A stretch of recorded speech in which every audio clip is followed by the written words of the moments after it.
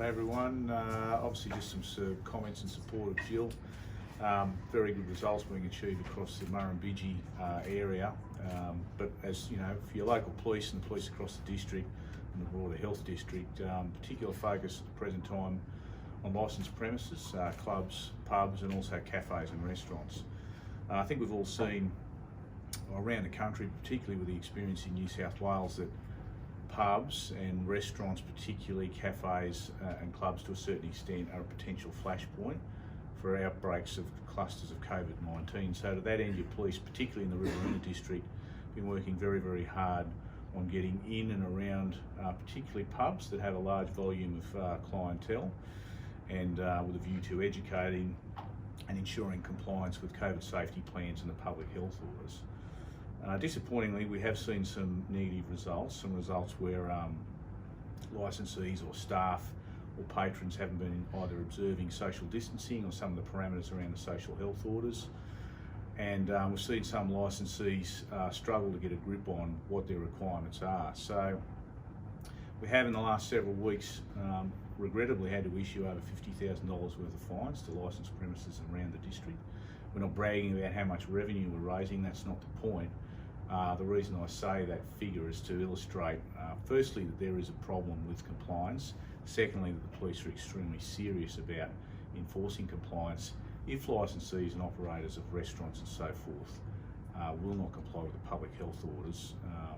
It's critical. We've seen just how much damage can be done from an outbreak, particularly in and around a pub, where you get a lot of people in a confined space. And if they don't observe those parameters around staying seated when they're in the premises, or they congregate in larger groups than the health orders stipulate, we can have a serious problem. But what are the excuses that, you know, licensees, cafe owners, patrons are giving? I mean, surely nobody can claim to be ignorant about this given the saturation of media coverage. You would think so, wouldn't you? But there are some that continue to maintain ignorance, and you know, most of our licensees and operators are trying to comply, and some of them find it hard because of resourcing and so forth. Most are trying, some aren't making much of an effort at all, and those are the premises that you'll see that have been issued multiple fines or multiple breaches, and some of those, if they continue to transgress, can expect to find themselves before the court if they continue. But I want to stress that we don't issue a fine or we don't issue a breach, or we certainly wouldn't summon someone unless we just could have no comfort that operator was going to come on board. It's a last resort for us to do that. We don't like it. I addressed the liquor accord, the Wagga liquor accord, which is a very well organised one in Wagga the week before last. There was, I believe, a lot of goodwill and wherewithal to do the right thing, but still, some of the members of that accord were breached in the subsequent 7 days, and we'll be going back and revisiting those and checking again. It gets to the stage where some of these premises might find themselves subject to a closure order. We don't want to do that. A little bit on the same theme, we're coming to the end of the winter sports season and we're seeing clubs want to have their end of year functions. That's potentially a problem, and we're actually seeing some sporting groups gather in some licensed premises and behaving in a way that's not in keeping with the legislation and not in keeping with reasonable actions around, you know, social distancing and hygiene. Look, we don't want to disparage sporting clubs. They're very important. It's very important in difficult times like this that we continue to have the glue that holds the society and families together, and sporting clubs and sport generally are an important agent in socialising and keeping people together, and that's important for all the reasons Jill just touched on.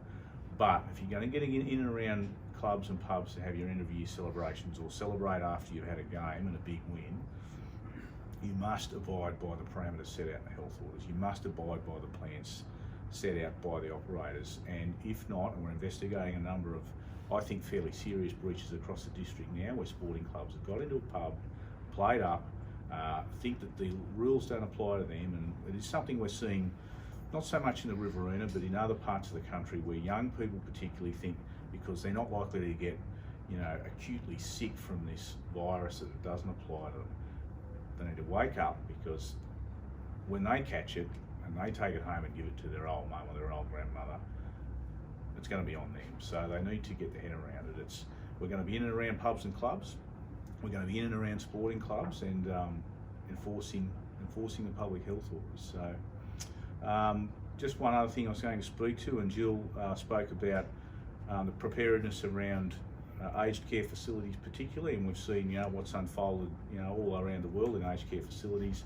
In support of health, the Region Emergency Management Committee tomorrow will workshop and exercise a plan around a simulated outbreak in an aged care facility. It's something we're doing in the spirit of being prepared, and it's something we're doing on behalf of the State Emergency Operations Controller to conduct that exercise where we hope to identify any vulnerabilities around our response. It'll involve obviously our partners in health, the other emergency management agencies, the functional areas, local government, Australian Defence Force, and any number of other players. So there's a lot of work being done in preparedness. We're all aware of the danger and the risks with aged care and elderly people, and we're doing what we can to support health in that respect. Any questions? The compliances or the non-compliance you were talking about at pubs and cafes and things like that, is that mostly, all those fines that you've dished out, have they mostly been related to people from sporting clubs not following their rules, or have they been rules that the club itself haven't been following? Not mostly. No, most of the fines that have been issued to pubs, clubs and restaurants have been around lack of adherence to the health orders on the part of the premises. But we're finding that's being exacerbated in some isolated instances by sporting club members and supporters coming back after a game or at the end of an end-of-year function and just basically behaving as if it's business as usual. We'd all like it to go back to business as usual, and it probably will at some point, but it'll take a lot longer if people don't abide by the rules. So the update, last time we spoke, there'd been 11 or 12, I think, local pubs, was it? Yeah, I think we're well into the teens now, mate. There's currently a number of other breaches being actively investigated, and I expect some more fines to be issued in the next 7 days, just accumulating more information. We don't go off half-cocked. We gather all the evidence. We canvass witnesses and we interview people, and we check CCTV and incident registers in clubs and pubs, and checks COVID safety plans, interview staff members, and when we get all the evidence, providing the proofs are met, we'll issue that process. But as I said, we only do that if we just can't find any satisfaction that they're going to come on board. That sounds like it takes up a fair bit of time and resources. Is it kind of difficult for the police to, it's making sure that they're still enforcing all areas of the law? Yeah, it is. It's a challenge. We've had to reorder our priorities to find the balance, and I have taken some staff away from some other duties and pushed them into the licensing team to ensure that they've got the resources they need to do that. We will again reorder those priorities as we need to, as the situation, and it may well change again, but it is something, we do need to keep looking at what we're doing and what's important. We obviously have 3 border crossings in this district alone, and we have other border crossings we're sending staff away to work, and there's a hell of a lot of ancillary work going around to support that operation as well. So it's a bit of a challenge finding the correct balance, but we're doing the best we can, and thankfully the business as usual stuff with volume and violent crime is in check. We're never satisfied that it's low enough, but we're pretty comfortable that we're doing what we can with the resources we have at present. What's the current vacancy rate for officers within the local area of Melbourne? Yeah, well, that's an interesting question. We do have a few vacancies, yeah. The good news is some of those have been people that have been looking for transfers, or people who have retired, have moved on. But yeah, there is sometimes a bit of a lag, particularly in such uncertain times in the broader community with filling vacancies. People are a little bit uncertain at the present time about embarking on the next chapter in their life because there's so much uncertainty swirling around. So we have a few vacancies, but we're working very hard on finding the right people to go into those, and we're fortunate we still have an incredible part of the world to live in, and I think the current health pandemic sort of highlights some of the advantages of being in a regional area, so we might get a kick out of that. The glass is always half full. Thanks very much. Thanks, Bob.